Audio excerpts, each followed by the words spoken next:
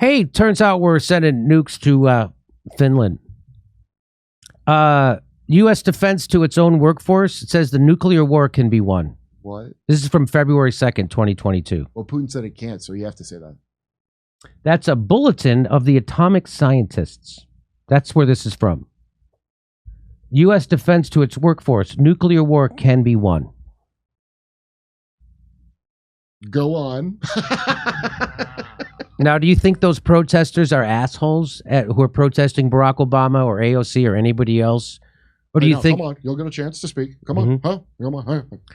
Ronald Reagan and Mikhail Gorbachev once said that a nuclear war cannot be won and must never be fought, and 5 major nuclear weapon states, including the United States, repeated this statement earlier this year. Yet many in the U.S. defense establishment, the military, government, think tanks, and industry promote the perception that a nuclear war can be won and fought.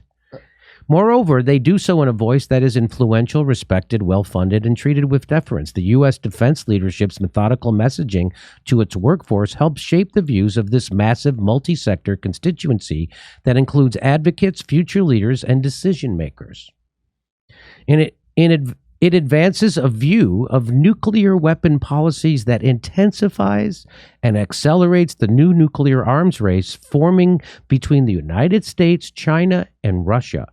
Perhaps these beliefs are unsurprising, coming as they are from the defense leaders of a global superpower, but given humankind's stake in the information that U.S. service members receive regarding their roles in the nuclear weapons complex, U.S. defense leadership messaging warrants a spotlight.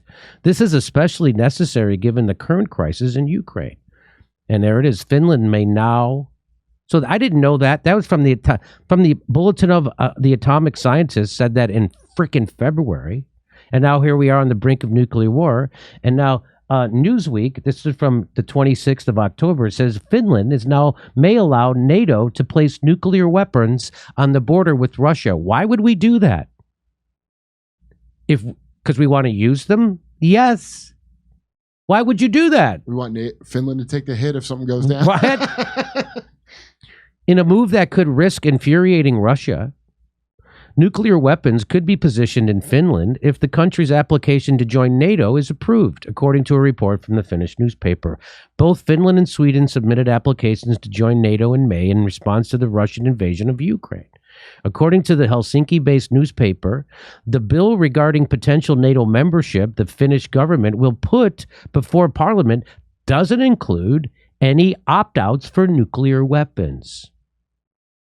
Foreign policy insiders told the newspaper this means NATO nuclear weapons could transit through or be based on Finnish territory. Additionally, there are no restrictions on establishing NATO bases in the country. Finnish Prime Minister Sanna Marin told the paper that the country's national broadcasting company on Saturday why she had not ruled out accepting nuclear weapons on Finnish territory when applying to NATO. She's a puppet?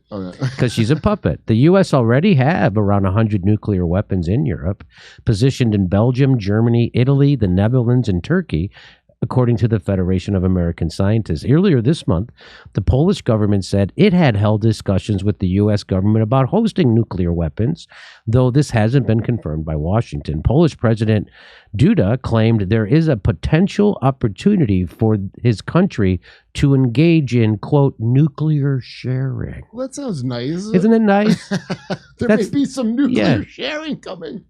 Finland and Sweden's NATO applications have already been approved by the parliaments of 28 of the alliance's 30 member states, with Hungary and Turkey the only 2 remaining to vote on the matter. So there you go.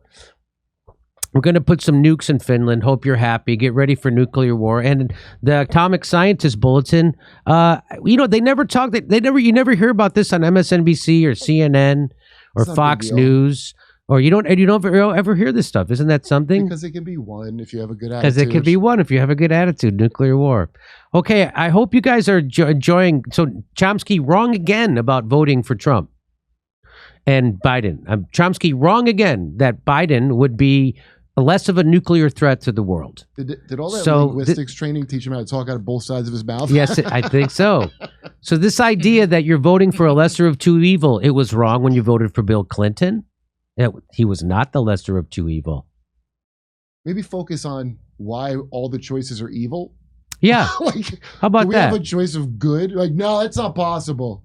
But this is the greatest democracy in the world. But of course, you're gonna have to pick from one of two evils. One of two evils. You, as George Carlin said, you get 42 different flavors of breakfast cereal, but you get two parties, two insurance companies. You don't get choice in the things that actually fucking matter. See, in Denver, Palm Springs, Austin, Texas, and Burbank, California after Thanksgiving. Plus, we're going to be doing a lot of shows in December in Studio City. Go to jimmydorcomedy.com for a link for all the tickets.